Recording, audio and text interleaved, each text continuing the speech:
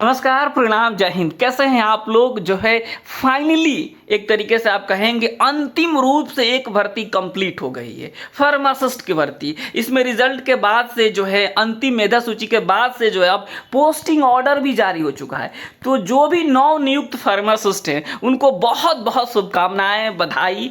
आप सभी अब जो है बिहार सरकार के कर्मचारी हो चुके हैं, स्वास्थ्य विभाग के कर्मचारी हो चुके हैं। आप जो है एक तरीके से जो है नई मिसाल पेश कीजिए, जो भी आपको कर्तव्य मिले उस कर्तव्य का सही तरीके से निर्वहन कीजिए, यही हम उम्मीद करते हैं जो नव नियुक्त सभी फार्मासिस्टों से। चलिए, बहुत बहुत शुभकामनाएं। अब हम आपको आगे जानकारी देते हैं कि आगे आपको क्या करना है, कौन कौन से डॉक्यूमेंट्स लगेंगे, आखिर जो है टाइम फ्रेम क्या है, कब तक आप ज्वाइन कर सकते हैं, कहाँ आपको जाकर ज्वाइन करना है, सारी जानकारी इस वीडियो में देंगे हम। ठीक है, सबसे पहले आपको समझना होगा, यहाँ पे आपको जो है इस तरीके से आपको नोटिस आपने देखा होगा, जो है यहाँ पे देखिएगा, पूरी बात आप लोग समझ लीजिएगा, हड़बड़ाइएगा नहीं। बिहार तकनीकी सेवा आयोग बीटीएससी पटना के द्वारा विज्ञापन संख्या जो था 22/2025 के विरुद्ध फार्मासिस्ट पद के लिए 872, आप सोचिए 2400 प्लस सीट था और मात्र जो है 872 लोग ही इसमें अंतिम रूप से सफल हो पाए हैं। यहाँ पे 846 अभ्यर्थियों की जो अनुशंसा प्राप्त हुई है।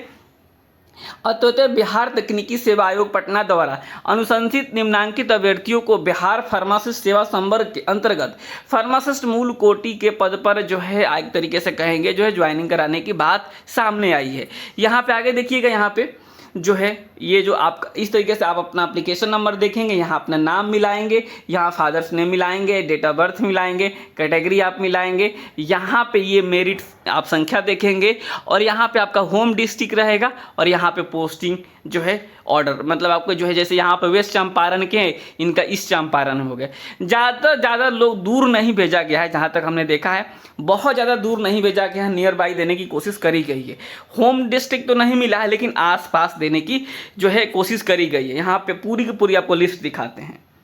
तो यहाँ पे आप देखेंगे आखिर में जो टोटल 846 लोगों को अब तक जो पोस्टिंग आया है, इसमें क्या बातें कही गई है। ये जो बातें मैं बताऊंगा ये सबके ऊपर लागू होगा, चाहे आप स्टाफ नर्स के हो, चाहे आप ड्रेसर हो, चाहे आप ओटी एक्स-रे सी हो, सबके ऊपर ये सारी बातें लागू होने वाली है। यह नियुक्ति बिहार तकनीकी सेवा वही बातें ऊपर कहा गया है। यहाँ पे जो चरित्र सत्यापन कराने की जो जिम्मेवारी होगी संबंधित चिकित्सा महाविद्यालय अस्पताल के अधीक्षक, या फिर अगर आप जो है आपके किसी हॉस्पिटल में जो है अगर आपकी ज्वाइनिंग होती है तो वहाँ के जो सिविल सर्जन होंगे उनकी जिम्मेवारी होगी। आगे इसमें क्या कहा गया, अभी जो कहा गया कि जो आपकी ज्वाइनिंग हो रही है वह जो है एक तरीके से जो आपने डॉक्यूमेंट्स दिया है उसके आधार पर हो रहा है। आने वाले 3 महीनों के अंदर अंदर आपके सारे डॉक्यूमेंट्स जो है वेरीफाई होंगे। जैसे जो 10th का सर्टिफिकेट वो बोर्ड से वेरीफाई होगा, जो आपने फार्मासिस्ट का रजिस्ट्रेशन करवाया है उसको एक बार वेरीफाई कराया जाएगा, मतलब सारे डॉक्यूमेंट्स जो है आपके वेरीफाई होंगे आने वाले 3 महीने के अंदर। तो यहाँ पे कहा गया, यहाँ पे योगदान देते समय जो है आपको जो है सिविल सर्जन से बना हुआ जो है एक मेडिकल सर्टिफिकेट्स जो है आपको देना होगा। अब कई लोगों के मन में आता होगा कि अच्छा ये कैसे बनता है। बहुत सिंपल सा प्रोसेस होता है। आप जो है जाएंगे किसी भी सदर हॉस्पिटल में, किसी जिले के सदर हॉस्पिटल में जाएंगे और वहाँ से बिल्कुल ईजिली मतलब 1 आध घंटे के अंदर अंदर जो है आपके सारे जो है मेडिकल सर्टिफिकेट बन जाते हैं। जनरली बन ही जाता है 1 दिन में। तो आप जा करके जो है वहाँ पे आराम से, बिल्कुल हड़बड़ाना नहीं है, सर्टिफिकेट आपका बन जाएगा। इसमें जो आपकी प्रोबेशन पीरियड होगा, किसी भी सरकारी नौकरी में जब आप जाते हैं तो स्टार्टिंग के कुछ साल तक आपका प्रोबेशन पीरियड होता है। तो इसमें 2 वर्ष का प्रोबेशन पीरियड होता है। ये 2 वर्ष इसलिए रखे जाते हैं कि ताकि आप काम अच्छे से सीख जाए और जो है सही तरीके से काम करना जाए। फिर जो है एक तरीके से जो है एक लेटर जारी किया जाता है 2 सालों के बाद से, और कहा जाएगा कि अब जो है आपकी नौकरी परमानेंट हो गई। देखिए, भर्ती तो परमानेंट ही है लेकिन एक टेक्निकल वर्ड होता है प्रोबेशन पीरियड, जो कि आपको शुरुआती के 1 साल 2 साल इसी तरीके से रहता है। तो इसे आपको हड़बड़ाना नहीं है। आगे इसमें कहा गया है, यहाँ पे देखिएगा जो वही जो है पेंशन वाली बात जो कही गई है कि जो एनपीएस आजकल चल रहा है, न्यू पेंशन स्कीम के हिसाब से आपको पेंशन वगैरह मिलेगा। यहाँ पे जो यह नियुक्ति जो है अभ्यर्थियों द्वारा समर्पित उनके शैक्षणिक, तकनीकी एवं अन्य संगत प्रमाण पत्रों तथा निबंधन प्रमाण पत्र जो है निवास, जाति, एनसीएल वगैरह को लेकर के जो है आपने जो दिया है उसके हिसाब से सारी चीज़ें करी गई है।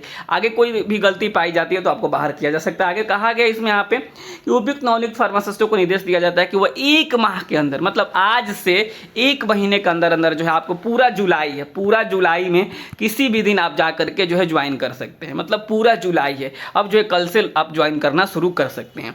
पूरा जुलाई पड़ा हुआ है, पूरे इस जुलाई में आप जो है ज्वाइन कर लेंगे। यहाँ पे कहा गया है कि जो है कहाँ आपको ज्वाइन करना है। देखिए यहाँ पे कहा गया है कि अगर मान लीजिए किसी कॉलेज वगैरह में हुआ है, मेडिकल कॉलेज में हुआ है, तो वहाँ पे आप जाके ज्वाइन करेंगे वहाँ के अधीक्षक के पास।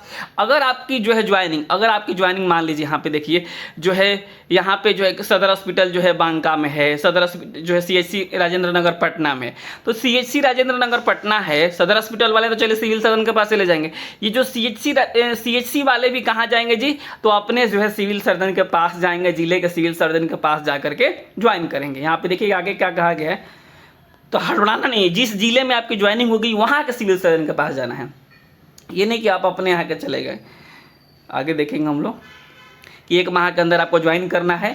यहाँ पे देखिएगा संस्थान में योगदान देंगे, संबंधित पदस्थापन संस्थान मतलब जहाँ आपकी पोस्टिंग हुई वहाँ पे अधीक्षक के पास जाएंगे। असैनिक शल्य चिकित्सक सह मुख्य चिकित्सा पदाधिकारी के यहाँ जवाबदेही होगी कि वो अपने संस्थान जिले के योगदान करने वाले नव नियुक्त एवं पदस्थापित फार्मासिस्टों से उनके शैक्षणिक एवं अन्य संगत प्रमाण पत्रों की स्व अभिप्रमाणित छाया प्रति प्राप्त करेंगे और मूल प्रमाण पत्रों से मिलान कर संतुष्ट हो लेंगे। मतलब ना, जब आप ज्वाइन करने जाएंगे तो सबका जो है फोटो कॉपी लेके जाइएगा, सबका फोटो कॉपी ले लीजिएगा और सब पे जो है स्व अभिप्रमाणित लिख ऐसे लिखता है, स्व अभिप्रमाणित। आप लोग तो DV कराए हैं महाराज, सब पता है आप लोगों को। और फिर अपना नाम डेट वगैरह डाल दीजिएगा, ठीक है। तो वह जो है आपको फोटो स्टेट लेके जाने और सारे ओरिजिनल लेके जाने हैं, ताकि वहाँ पे आपको मिलान किया जाएगा। फोटो स्टेट रख लिया जाएगा और आपके ओरिजिनल आपको मतलब कि वहाँ पे फोटो स्टेट सबमिट हो जाएगा, जमा हो जाएगा, ओरिजिनल आपको दे दिया जाएगा। ओरिजिनल छोड़ना नहीं है अभी, ठीक है।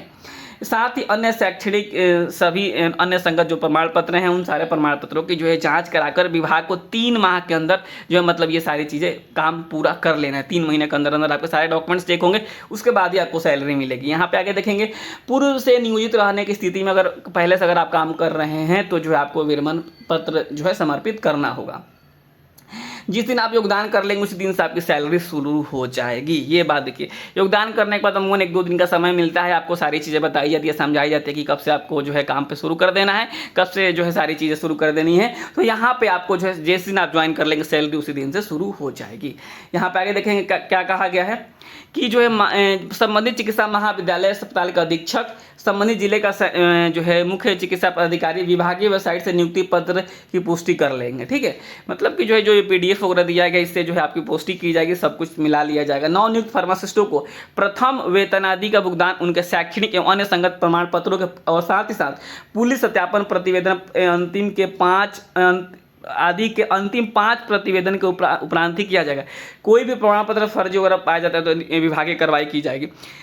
मतलब कि जो आपके सारे डॉक्यूमेंट्स चेक होंगे उसके बाद ही आपको सैलरी मिलेगी। सभी नवनियुक्त फार्मासिस्ट को समान विभाग इतना के तहत दहेज न लेने न देने संबंधित एक घोषणा पत्र योगदान करते समय अनिवार्य रूप से प्रस्तुत करना होगा।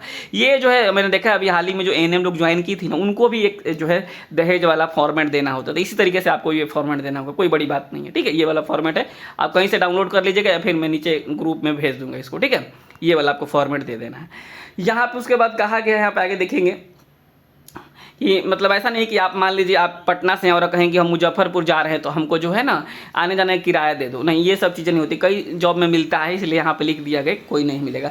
जिन अभ्यर्थियों को जो है यहाँ पर देखेंगे मुख्यालय अथवा वेयर हाउस में प्रतिनियुक्त किया गया है वे सर्वप्रथम पदस्थापित स्तर पर योगदान देंगे तथा उसी दिन संबंधित नियंत्रित पदाधिकारी उन्हें प्रतिनियुक्ति स्थल पर योगदान करने हेतु विरमित करना सुनिश्चित करेंगे। समाज कल्याण विभाग इतना के जो है दिव्यांग अभ्यर्थियों को गृह जिला में किया गया। मतलब कि जो दिव्यांग है उनको गृह जिला ही दिया गया। उक्त आदेश में किसी प्रकार की गलत प्रविष्टि अथवा जो है भविष्य में त्रुटि परिलक्षित होने पर उसका यथोचित निराकरण किया जा सकेगा। सक्षम पदाधिकारी का अनुमोदन प्राप्त है।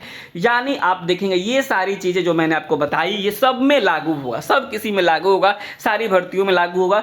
तो आपको जो है डॉक्यूमेंट्स जब आप ज्वाइन करने जाएंगे तो अपने सारे डॉक्यूमेंट्स ओरिजिनल लेके जाएंगे, फोटो स्टेट ले जाएंगे, दहेज ना लेने वाला एक जो है फॉर्मेट पे लेके जाएंगे, एक आवेदन लिखना होगा कि कैसे आपको ज्वाइन कराना है। उस आवेदन में आपको सारी चीज़ों का मेंशन किया जाएगा, मेंशन होगा ठीक है, सिविल सर्जन को एक आवेदन लिखेंगे ज्वाइनिंग को लेकर के, और साथ ही साथ जो है आप जो है चरित्र प्रमाण पत्र भी अपना लेके जाएंगे, और उसी जिले के जो है या फिर जो है आप किसी भी जिले से, आप अपने होम डिस्ट्रिक्ट से भी जो है आप जो है मेडिकल बनवा सकते हैं, या फिर जो है आप उसी जिले के जो है वहाँ के सिविल सर्जन से जो है मेडिकल बनवा सकते हैं, दोनों चल जाएगा। और इस तरीके से आप जो है कल से अपना ज्वाइनिंग शुरू कर दीजिए। नमस्कार, धन्यवाद, और एक बार सभी को शुभकामनाएं। और बाकी अन्य जो भर्तियों के जो लोग इंतजार कर रहे हैं उनकी भी बारी बहुत जल्द आने वाली है। ठीक है, चलिए इस वीडियो में जो है इतना ही रखते हैं, बाकी आगे जानकारी जो आएगी मैं आप सभी के साथ जरूर शेयर करूंगा। फिर भी आपका मन में कोई डाउट्स रह गया हो तो कमेंट्स बॉक्स में जरूर लिखिएगा। नमस्कार, धन्यवाद।